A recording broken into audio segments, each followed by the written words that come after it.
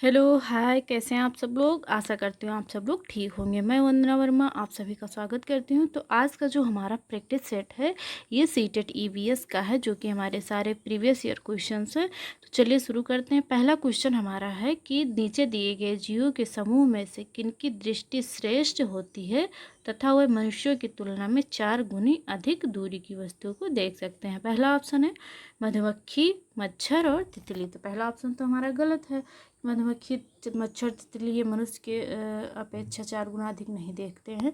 दूसरा ऑप्शन है बाघ, तेंदुआ और सांड। तो जो हमारा पहला और दूसरा दिया गया है बाघ, तेंदुआ, अगर ये यही दिया गया होता, सांड ना दिया होता, तब तो ऑप्शन नंबर हमारा बी सही हो जाता है। लेकिन ये लास्ट में सांड है तो ये गलत है, और वैसे भी गलत हो जाता क्योंकि बाघ, तेंदुआ और शेर जो है ये 6 गुना अधिक देखते हैं मनुष्य से। तो ये हमारा गलत हो गया। ऑप्शन नंबर तीसरा भी गलत है। ऑप्शन नंबर डी जो हमारा है चील, गरुड़ और गिद्ध जो होते हैं ये मनुष्यों से कितने अधिक देखते हैं, तो 4 गुना अधिक देखते हैं। अगला क्वेश्चन देखते हैं। नीचे दिए गए खेती करने के विवरण को पढ़िए और इस ढंग की पहचान कीजिए।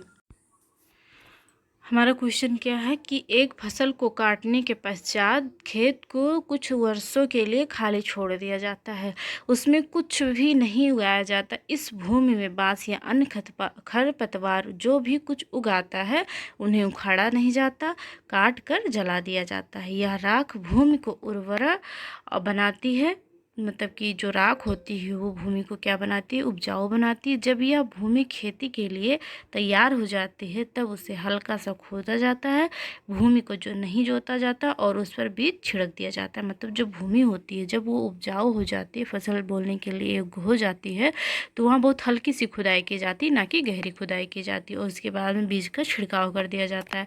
तो यहाँ हमारा ये पूछा गया है कि ये पहचान करना है कि ये किस प्रकार की खेती इसमें की जाती है। तो सिंचाई खेती जो है तो ये तो हमारा नहीं होगा, क्योंकि हमने झूम खेती के बारे में पहले पढ़ चुके हैं कि हमारी जो झूम खेती होती है, ये सारे जो इसमें दिए गए हैं ये सब झूम खेती के बारे में है। तो ये तीनों ऑप्शन हमारे गलत हैं। ऑप्शन नंबर सी हमारा राइट आंसर हो जाएगा, झूम खेती। झूम खेती जो है ये पूर्वी भारत में अत्यधिक प्रचलित है। कहाँ पर ये सबसे ज़्यादा की जाती है, तो पूर्वी भारत में की जाती है, और इसे एक नाम से और जानते हैं, स्थानांतरित कृषि भी इसे कहा जाता है।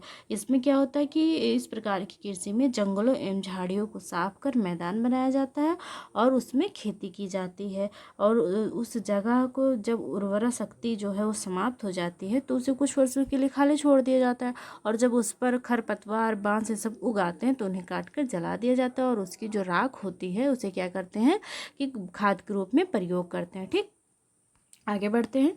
अगला क्वेश्चन हमारा है कि जब कोई सपेरा अपने वाद्य यंत्र बीन को बजाता है तो सांप उसकी ध्वनि पर अपने सिर को इधर उधर घुमाता है। आपके विचार से सांप वाद्य यंत्र के प्रति अनुक्रिया कैसे कर रहा है। पहला ऑप्शन है कि उस वाद्य यंत्र की गति को देख कर। दूसरा ऑप्शन है उस वाद्य यंत्र द्वारा उत्पन्न कंपनों के प्रति अनुक्रिया कर कर। तीसरा ऑप्शन है उस वाद्य यंत्र को सूंघकर, और चौथा ऑप्शन है उसी वाद्य यंत्र की ध्वनि को सुनकर। तो जो हमारा राइट आंसर हो जाएगा ऑप्शन नंबर कौन सा होगा, ऑप्शन नंबर बी हो जाएगा। जो वाद्य बीन होता है उसके यंत्र द्वारा जो उत्पन्न कंपन होती है उसके प्रति अनुक्रिया करता है, जिससे जो सांप होता है अपने सिर को इधर उधर घुमाता रहता है। जो हम लोग कहते हैं ना कि बीन की धुन पर नाच रहा है, तो नाचता नहीं है, जो उसके द्वारा कंपन निकलती है धुन की, उसी पर वो क्या करता है, इधर उधर करता है अपने सर को। अगला क्वेश्चन है कि परिवार एक इकाई होता है जिसमें माँ, पिता और उनके 2 बच्चे होते हैं। यह कथन पहला ऑप्शन है सत्य है, क्योंकि सभी भारतीय परिवार इसी प्रकार के होते हैं। सही नहीं है, क्योंकि इस कथन में यह स्पष्ट करना चाहिए कि बच्चे जैविक होते हैं। सही नहीं है, क्योंकि परिवार कई प्रकार के होते हैं तथा परिवार का केवल एक ही प्रकार में वर्गीकरण नहीं किया जा सकता। सत्य है, क्योंकि यह किसी आदर्श परिवार का आकार है। तो इसका जो हमारा राइट आंसर होगा ऑप्शन नंबर सी होगा। सही नहीं है, क्योंकि परिवार कई प्रकार के होते हैं। एकल परिवार होता है, संयुक्त परिवार होते हैं। ठीक, अगला क्वेश्चन हमारा है कि मानव के पेट में आमाशय रस की प्रकृति डॉट डॉट होती है और वह भोजन के पाचन में सहायता करता है। तो जो पेट के आमाशय में जो रस की प्रकृति होती है वो कैसी होती है, तो वो अम्लीय होती है। तो ऑप्शन नंबर जो डी है ये हमारा राइट आंसर होगा। कभी कभी जब हमें खट्टी खट्टी डकार आती है तो ऐसा लगता है कि मुंह जल गया एकदम से, तो वही जो होता है वो क्या होता है, अम्ल होता है। कक्षा 3 के एक शिक्षक ने अपने बच्चों को निम्नलिखित पेड़ों पौधों की पत्तियों को विभिन्न वर्गों में वर्गीकृत करने को कहा, जैसे नींबू, आम, तुलसी, पुदीना, नीम, केला आदि।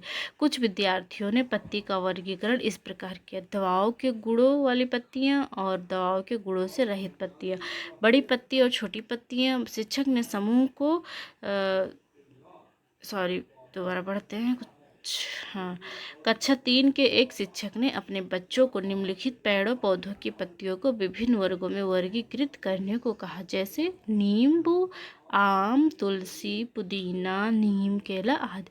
कुछ विद्यार्थियों ने पत्तियों का वर्गीकरण इस प्रकार किया: ये दवाओं के गुणों की वाली पत्तियां और दवाओं के गुणों से रहित पत्तियां। बी ऑप्शन, बड़ी पत्तियां और छोटी पत्तियां। शिक्षक ने समूह ये को सही माना और बी को गलत। निम्नलिखित कथनों में से कौन सा कथन अधिगम और आकलन के प्रति शिक्षक के दृष्टिकोण को प्रतिबंधित करता है? तो पहला ऑप्शन है, वर्गीकरण का काम बहुत विशिष्ट और स्तरीकृत है तथा इसका एक ही सही उत्तर होता है। यह क्रियाकलाप पत्तियों से सूचना ग्रहण करने पर केंद्रित है जिसका भिन्न अर्थ लगाया जा सकता है। दूसरा ऑप्शन है, तीसरा है, बच्चे बहुत प्रकार के संदर्भों को कक्षा में ले आते हैं जिनकी सराहना होनी चाहिए। अपने अनुभवों पर निर्भर करते हुए अपने बच्चे वर्गीकरण के बहुत से तरीकों का उपयोग कर सकते हैं। तो इसका जो हमारा राइट आंसर होगा कौन सा हो जाएगा, ऑप्शन नंबर ये होगा। वर्गीकरण का काम बहुत विशिष्ट और स्तरीकृत है तथा इसका एक ही सही उत्तर होता है। ऑप्शन नंबर ये राइट आंसर होगा। अगला क्वेश्चन है, पर्यावरण अध्ययन की अपनी कक्षा में समूह क्रियाकलाप का निर्माण करते हुए आप निम्नलिखित विचारों में से किनका ध्यान रखेंगे? पहला ऑप्शन है, बच्चे की रुचियों का ध्यान। तो ये तो भैया बहुत ज़रूरी है कि जब तक बच्चे किसी चीज़ में रुचि नहीं लेंगे तो सीख ही नहीं पाएंगे, मतलब एक्टिव ही नहीं रहेंगे किसी चीज़ को सीखने में। लड़कों और लड़कियों को समान रूप से रुचिकर लगे, इसमें मूल्यवान सामग्री लगी हो नहीं, सी गलत है। सभी धर्मों और सांस्कृतिक पृष्ठभूमि के बच्चों के को रुचिकर लगे। तो ये बी डी किस ऑप्शन में है, ऑप्शन नंबर सी में है। तो ऑप्शन नंबर सी हमारा राइट आंसर हो जाएगा। अगला क्वेश्चन है कि निम्नलिखित सभी कथन पर्यावरण अध्ययन में सामूहिक रूप से क्रियाकलापों में संलग्न शिक्षकों और विद्यार्थियों के पक्ष में तर्क प्रस्तुत करते हैं, केवल एक कथन को छोड़कर। वह कथन कौन सा है?